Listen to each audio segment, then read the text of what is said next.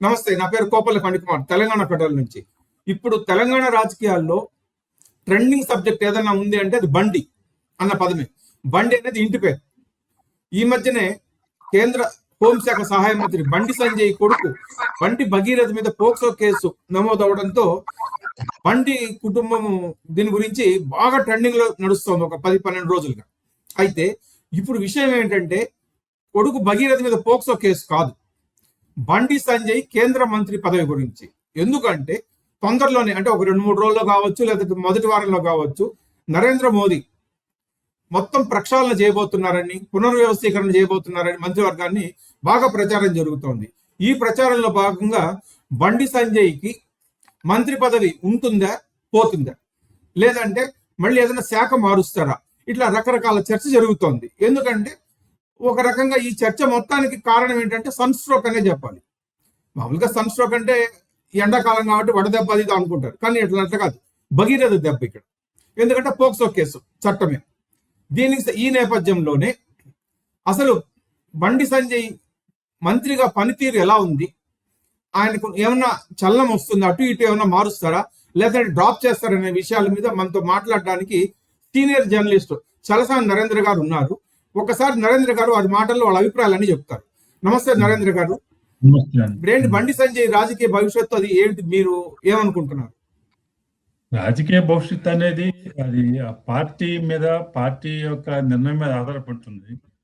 ఇప్పుడు ఈ మధ్య జరిగిన వలన రాజకీయ భవిష్యత్తు ఆధారపడి ఉంటుందని అనుకోవట్లేదు.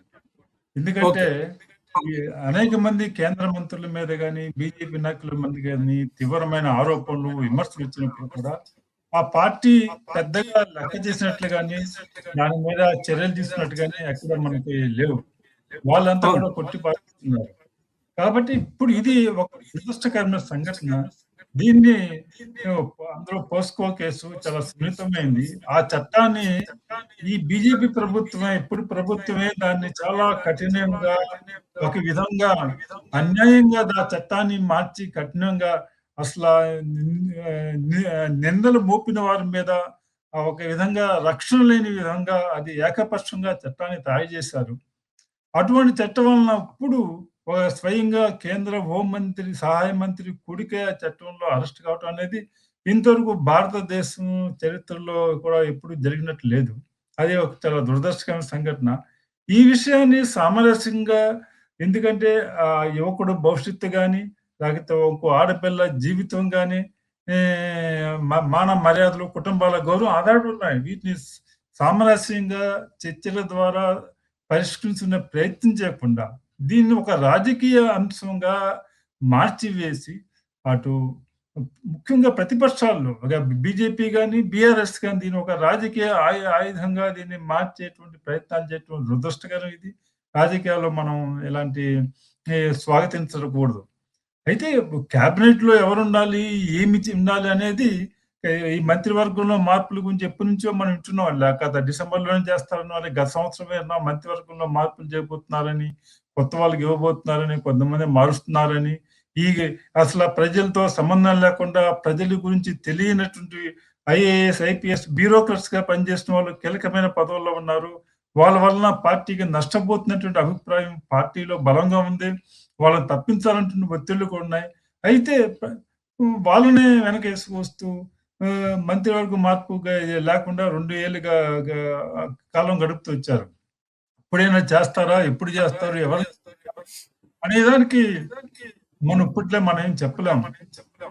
ఇప్పుడు నరేంద్ర గారు, ఇప్పుడు కొడుకు మీద పోక్సో కేసు నమోదు అవ్వగానే తనంతట తానే స్వయంగా కొడుకుని తీసుకొని పోలీసులకు అప్పగించి ఉంటే బండి ఇమేజ్ పెరుగుండేది కదా. తప్పనిసరిగా ఆ కేసు విషయంలో ఆయన ఒక ఆవేశపడి దానిని తన మీద రాజకీయ ప్రత్యర్థుల యొక్క దాడిగా దాన్ని పరిగణిస్తూ, ప్రధానమంత్రి ప్రసంగించబోతున్న వేదిక మీదే దాని గురించి ఒక రాజకీయ దాడి చేస్తున్నారంటూ, కరీంనగర్ హిందూ సమ్మేళనంలో కూడా దానికి హిందువుల కోసం నేను పోరాడుతుంటే ఇటువంటి కేసులు పెడుతున్నారంటాం.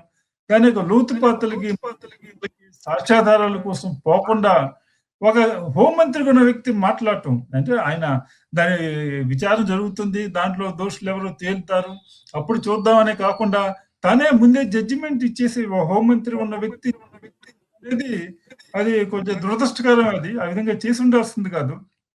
అది అయితే ఇది ఇలా చెప్పండి. బండి సంజయ్ చేసిన తప్పును ప్రతిపక్షాలు, ప్రజా సంఘాలు, మహిళా సంఘాలు అడ్వాంటేజ్ గా తీసుకుని అతని మంత్రివర్గం నుంచి తప్పించాలనేటువంటి విజ్ఞప్తులు చేస్తున్నాయి, డిమాండ్ చేస్తుంది ప్రధాని. ఇవన్నీ ప్రధానమంత్రికి తెలిసి ఉంటుంది, అసలు ఆయన దాకా చేరుంటుంది సమాచారం, ఈ పోక్సో కేసు, వీళ్ళ డిమాండ్లు అన్ని కూడా. ఇవాళ వ్యక్తిగతల సోషల్ మీడియాలో మనం వాట్సాప్ గ్రూప్ లో ఒక ఇచ్చిన మెసేజ్లను కూడా గోప్యత లేకుండా లేకుండా మొత్తం ప్రభుత్వం యొక్క మొత్తం ఐటీ యాక్ట్ ద్వారా దేశంలో ఒక విధంగా ఒక నిరంకుశమైనటువంటి విధానాలు కొనసాగుతున్నప్పుడు ఒక కేంద్ర హోంమంత్రికి సంబంధించిన విషయాలు కేంద్రంలో తెలియకుండా ఉంటాయని కానీ వాళ్ళకి మన మీడియాలో చూస్తున్నాం, గవర్నర్ రిపోర్ట్ ఇచ్చారంటున్నారు, స్టేట్ మీ బీజేపీ ప్రెసిడెంట్ ఢిల్లీ రిపోర్ట్ ఇచ్చారంటున్నారు. ఆ విధంగా కేంద్ర ప్రభుత్వం నిఘా సంస్థలు ఉంటాయి, వాళ్ళప్పుడు కూడా ఇలాంటి విషయాల మీద ఇస్తారు. అంటే వాస్తవాలు ఏం జరిగిందో తెలియకుండా ఉంటుందని అనుకోము. అయితే దాని మీద స్పందించాల్సిన సీరియస్ గా వాళ్ళకి అనిపించకపోవచ్చు, అందుకనే మౌనంగా ఉన్నారా ఏమిటి, లేకపోతే ఏంటి అనేది మనకి తెలీదు. అయితే బీజేపీలో అనేక మంది ఆరోపణలు వచ్చి వాళ్ళు ఎవరిని కూడా చర్యలు తీసుకోవటం, మంత్రివర్గం తీసివేయటం ఎప్పుడు కూడా జరగలేదు. అది తర్వాత రీషఫల్ జరిగినప్పుడు ఏమన్నా అటు ఇటు మార్చవచ్చు. ఒక మంత్రిని మార్చడానికి, తీయటానికి, చేర్చుకోవడానికి అనేక కారణాలు ఉంటాయి. కానీ ఇలాంటి ఒక కేసు వల్లనే జరుగుతుందని కూడా మనం చెప్పడానికి వీల్లేదు. ఇప్పుడు బండి సంజయ్ మీద పార్టీలోనే చాలా పెద్ద ఎత్తున విమర్శలు ఉన్నాయి, ఆరోపణలు ఉన్నాయి, అంతే స్థాయిలో వ్యతిరేకులు కూడా ఉన్నారు. ఆయన ఎట్లయినా దెబ్బ కొట్టాలని, ఆయన సామాజిక వర్గం కావచ్చు, లేదా ఇతర వర్గాల వాళ్ళు కూడా కావచ్చు, వాళ్ళ ప్రభావం ఏమన్నా మోడీ పైన ఉంటుందా? బీజేపీ లాంటి పార్టీలో ఇటువంటి ముఖ్యంగా తెలంగాణ లాంటి రాష్ట్రాల్లో బీజేపీలో అనేక మంది తలోక దారిని వెళ్తున్నారని స్వయంగా ప్రధానమంత్రి మొన్న హైదరాబాద్ వచ్చినప్పుడు రాష్ట్ర నాయకులు కలిసినప్పుడు అసలు మీరు ఎవరిని కూడా ఎదగనివ్వట్లేదు, ఇక్కడ పార్టీలో ఎవరిని రానివ్వట్లేదు అని చాలా అసంతృప్తి వ్యక్తం చేసినట్టు మనం వింటున్నాం. ముఖ్యంగా ఎస్సీ ఎస్టీ స్థానాల్లో ఎవరి నాయకులకి మీరు ప్రోత్సాహం ఇవ్వట్లేదు, ఒక్క సీటు కూడా దేశం ఎస్సీ ఎస్టీ స్థానాలు గెలుచుకుంటూ ఉంటే తెలంగాణలో ఒక్క స్థానం కూడా మనం గెలవలేదు ఏమిటి అని ఇక్కడ జరుగుతున్న నాయకుల మీద అసంతృప్తి వ్యక్తం చేస్తా విన్నాం. అది వేరే విషయం. దాన్ని ఏ విధంగా డీల్ చేస్తారు, ఏ విధంగా దాన్ని వ్యక్తం చేస్తారనేది మనం చూడాలి. కానీ ఈ విషయం మీద బండి సంజయ్ నాయకుల మధ్య దానికి మద్దతు ఉందా లేదా అని దాని మీద ఆయన మంత్రి ఇప్పుడు ఎంపీలంతా వెళ్ళి అడిగితే కిషన్ రెడ్డికి బండి సంజయ్కి మంత్రి పదవులు ఇవ్వలేదు. ఎంపీల్లో కానీ ఎమ్మెల్యేలు కానీ అడిగితే రాష్ట్ర నాయకులు వాళ్ళు అనేక కారణాలు, అనేక పరిస్థితులు చూసుకుని, అనేక కాంబినేషన్ చూసుకుని వాళ్ళిద్దరిని ఎంపిక చేస్తారు. వాళ్ళ పార్టీలో సుదీర్ఘకాలం ఉండటం కావచ్చు, ఇతర కారణాలు కావచ్చు, ఎంపిక చేస్తారు. ఆ విధంగా అటువంటి ప్రమాణం మేరకే వాళ్ళు కొనసాగటం కానీ కొనసాగకపోవడం ఆధారపడి ఉంటుంది తప్పితే మిగతా నాయకుల యొక్క వాళ్ళ మద్దతు ఉందా లేదా అనే విషయం అనేది బీజేపీలో ఐ డోంట్ థింక్ అది ఒక ప్రామాణికంగా ఉంటుందని అనుకోను. ఇప్పుడు మంత్రివర్గ విస్తరణ అంటూ అంటే జరిగితే ఈటెల రాజేందరు, లేకపోతే ధర్మపురి అరవింద్, డికే అరుణల వీళ్ళ పేర్లన్నీ వస్తున్నాయి. ఇంతమందికి ఎవరినైనా ఒకళ్ళకి ఇస్తే అవకాశం ఉంది అని కూడా అంటున్నారు. అంటే ఇప్పుడు ఆల్రెడీ ఇద్దరు ఉన్నారు కాబట్టి మూడో వాళ్ళని తీసుకుంటారా, లేకపోతే ఒకళ్ళని మినహాయించి ఇద్దరితోనే కంటిన్యూ అయ్యే అవకాశాలు కూడా ఉన్నాయా? అసలు దానికి ఏ ప్రమాణం తీసుకుంటారు, ఏం చేస్తారు అనేది అది ప్రధానమంత్రికి అమిత్ షా తప్పితే ఇంకెవరికి తెలిసే అవకాశం లేదు. కనీసం చర్చలు కూడా వస్తుందని అనుకోను. అది ఏం జరుగుతుంది అనేది మనం ఇప్పుడు, ఎందుకంటే ఈటెల రాజేందర్ రాష్ట్ర అధ్యక్షుడు కాబోతున్నారన్నారు, అయినట్టే పేపర్లో వచ్చింది. మళ్ళీ ఫస్ట్ గతంలో డికే అరుణని రాష్ట్ర అధ్యక్షుడు చేయాలనుకున్నారు, మరి వివిధ కారణాల చేత ఆపేసి ఆమెని పార్టీ జాతీయ ఉపాధ్యక్షులను చేశారు. ఈ విధంగా రఘునాథరావు కూడా రాష్ట్ర అధ్యక్ష పదవి కోసం చాలా పోటీ పడ్డారు. కాబట్టి ఎంపీలందరూ కూడా ఎవరు దారి వాళ్ళ ప్రయత్నాలు చేసుకుంటున్నారు. కాబట్టి ఆదిలాబాద్ లాంటి వెనకబడిన ప్రాంతం ఉన్న ఎంపీ నాకు ఎస్టీ నాకు ఇమ్మని కూడా అక్కడ ఎంపీ అడుగుతున్నారు. కాబట్టి ఇవన్నీ ఏం జరుగుతుంది అనేది ఊహాగానాలు. అది రాష్ట్రంలో పార్టీలో ఉన్నటువంటి వర్గాలను బట్టి కానీ వాళ్ళ బలబలాలను బట్టి కానీ ఆధారపడి ఉండదు. అది అనేక ఇతర కాంబినేషన్స్ లో మీద ఆధారపడి ఉంటుంది. ఇప్పుడు కేంద్ర మంత్రి వర్గంలో అంటే ఇప్పటి వరకు తీసుకుంటే మోదీ దాదాపు 12-13 సంవత్సరాల దీంట్లో అధికార దుర్వినియోగం చేశారని కానీ, లేకపోతే అవినీతి ఆరోపణల మీద ఎవరైనా తప్పించిన దాఖలాలు ఉన్నాయా అసలు? ఇక్కడ మనకి నాకు తెలిసి ఇక్కడ కూడా ఎమ్మటే ఆరోపణలు రాగానే తప్పించడం లేదు. ఇంకా ప్రధానమంత్రి ఆఫీస్ మీద ఆరోపణలు వచ్చినాయి. ఏ, ప్రధానమంత్రి ఆఫీస్ నుంచే అనేక ఆరోపణలు వచ్చినాయి, కానీ ఎక్కడ కూడా ఎటువంటి రాలేదు. అనేక మంది మీద వచ్చినాయి, రాకుండా ఎందుకు లేదు? ఎక్కడ కూడా వాటి మీద విచారణ కూడా కనీసం సరైన విచారణ కూడా జరిగిన దాఖలాలు లేవు. కాబట్టి వాటిని ఎప్పుడు సీరియస్ గా తీసుకున్నటువంటి ప్రతిపక్షాలు అది కావాలని చూస్తున్నాయని కొట్టిపరిస్తే ప్రయత్నం చేస్తున్నారు తప్పితే, వాళ్ళ ఎమోషన్స్, ప్రజల్లో ఎమోషన్స్ ఇష్యూస్ తీసుకుని వాటి ద్వారా ప్రజల్ని, ఓటర్లని ఆకర్షించే ప్రయత్నం చేస్తున్నారు తప్పితే, తమ పరిపాలన చూసి మంచి పరిపాలన అందిస్తున్నాం, మేము సమర్థవంతమైన పరిపాలన ఇస్తున్నాం అనేటువంటి విషయం మీద వాళ్ళని ప్రజల యొక్క మద్దతు కూడగట్టుకోవడం ద్వారా తమ పరిధి గాని బలం గాని పెంచుకునే ప్రయత్నం చేస్తున్న సూచనలు కనిపించట్లేదు. సో ఇప్పుడు మీరు చెప్పిన ప్రకారం చూస్తే బండి సంజయ్ మంత్రి పదవికి వచ్చిన డోకా ఏమీ లేదని కూడా అనుకోవచ్చు. అదే అది ఉంటుంది, అది ఎవరికి తెలియదు. అది ఎందుకు ఒకవేళ గత కొద్ది రోజుల క్రితం అయితే ఆయన మళ్ళీ స్టేట్ ప్రెసిడెంట్ తీసుకురావాలని కొన్ని వాయిస్ వినిపించినాయి, మళ్ళీ పార్టీ పదవులు ఇవ్వాలని. అది ఏం చేస్తారు ఏంటి అనేది అది మనం చెప్పలేము. అది అసలు అప్పుడు మంత్రివర్గ విస్తరణ ఉంటుందా లేదా అనేది పార్టీ నుంచి అధికారికంగా ఏం రాలేదు అని మీడియాలో రావటమే. అసలు జనవరిలో ఒక బీజేపీ అధ్యక్ష పదవి, జాతీయ అధ్యక్ష పదవి ఇక్కడ రాష్ట్రంలో కానీ 3 ఏళ్ళ కాలమే. కానీ జేపీ నడ్డా 6 సంవత్సరాలు దాదాపు ఉన్నారు. 3 ఏళ్ళకి ఎన్నికైనా మొత్తం 6 ఏళ్ళ పాటు ఆ పదవిలో ఉన్నారు. 6 ఏళ్ళ తర్వాత గత జనవరిలో వచ్చినటువంటి కొత్త బీజేపీ అధ్యక్షుడు ఇవాళ 5 నెలలు అయింది. ఇప్పుడు ఆయన వచ్చి దాదాపు 5 నెలలు అయింది.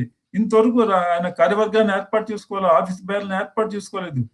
ప్రతి నెల కూడా ఇదిగో అదిగో చేయబోతున్నారు, చేస్తున్నారు, చర్చలు జరుగుతున్నాయి అని చెప్తున్నారు. మొన్నటి వరకు అసెంబ్లీ ఎలక్షన్ ఉన్నాయి, అందుకునే ఏర్పాటు చేయలేదు అంటున్నారు.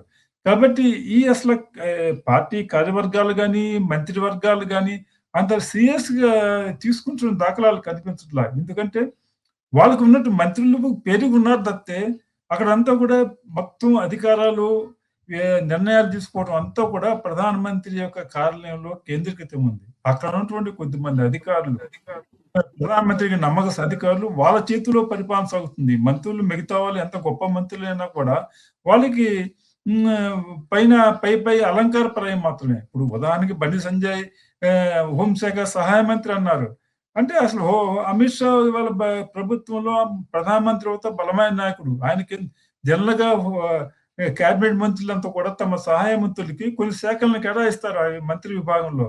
ఇంతవరకు అమిత్ షా విధంగా సంజయ్కి ఎలాంటి కొన్ని శాఖలు కేటాయించినట్లు కానీ కొన్ని పనులు అప్పచెప్పినట్టు కానీ ఎక్కడ లేదు. ఆయన మంత్రులు ఆయన దగ్గరికి అసలు ఆయనకి ఎక్కడ కూడా మనం చూడలేదు, వెళ్ళలేదు ఇంతవరకు. ఆ విధంగా జరగట్లేదు. బండి సంజయ్ కేంద్ర హోంశాఖ సహాయ మంత్రి అయిన దగ్గర నుంచి నాకు తెలిసి తెలంగాణలో తప్ప ఇంక ఏ రాష్ట్రంలో కూడా పర్యటించినట్టుగా ఎక్కడ వార్తలు లేవు. ఎదురు దర్శనం కోసం పోవాలంటే తిరుమలకి 1-2 సార్లు వెళ్ళొచ్చారు అంతవరకు. నార్త్ ఈస్ట్ కొన్ని ఏరియాలు వెళ్ళారు, కానీ వెళ్ళినా కూడా ఆయనకి స్పెసిఫిక్ గా ఇప్పుడు ఇద్దరు విద్యాసాగర్ రావు గారు ఉన్నారు హోంశాఖ సహాయ మంత్రి, ఆయనకి కొన్ని డిపార్ట్మెంట్లు ఉన్నాయి. ఇప్పుడు పాస్పోర్ట్ ఇష్యూ ఆఫీసులు, ఇలాంటి కొన్ని ఆఫీసులు, కొన్ని విభాగాలు ఆయన కేటాయించారు స్పెసిఫిక్ గా. వాటిని చూస్తున్నారు ఆయన.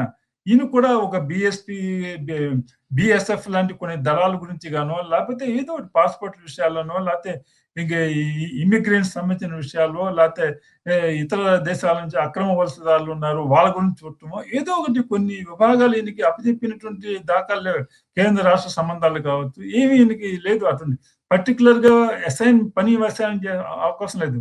ఒకవేళ చేసినా కూడా చాలా మంది ఇతర కేంద్ర మంత్రులు కూడా దాంట్లో నిర్ణయాలన్నీ కూడా పిఎంఓలో జరుగుతాయి.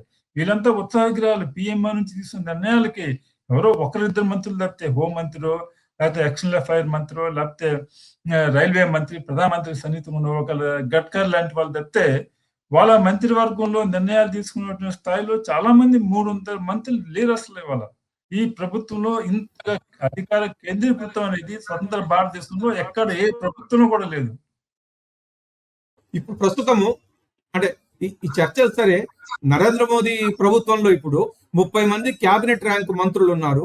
6 మంది ఏమో ఇండిపెండెంట్ సహాయకులు కానీ ఇండిపెండెంట్ ఛార్జీలో ఉన్నారు. ఒక 36 మంది కేంద్ర సహాయ హోదాలో ఉన్నారు. మరి తొందరలో విస్తరణ లేకపోతే పునర్వ్యవస్థీకరణ ప్రక్షాళన లేదన్నా కానీ మరి మోదీ ఆలోచన ఏముంది, మీరు చెప్పినట్టుగా అమిత్ షా మోడీ ఆలోచనలు ఇప్పటికే అసలు అది ఏమైనా జరుగుతుందా లేదా కూడా మనకి ఎవరికి తెలియదు. అంత ఊహాగానాలు, మీడియాలో వచ్చే ప్రచారమే మొత్తం ఇదంతా కూడా. సో ఏదైనా కానీ ఈ నెలాఖరుకు లేదా మొదటి వారంలో జూన్ లో ఏ సంగతి బండి సంజయ్ తెలిసిపోతుంది. ఇటు ఏమన్నా సన్ స్ట్రోకా లేదంటే ప్రమోషన్ వస్తే ఏదైనా మాస్టర్ స్ట్రోక్ అనేది తొందరలో తెలుస్తుంది. థ్యాంక్ యూ నరేంద్ర గారు మాతో చర్చలో పాల్గొన్నందుకు.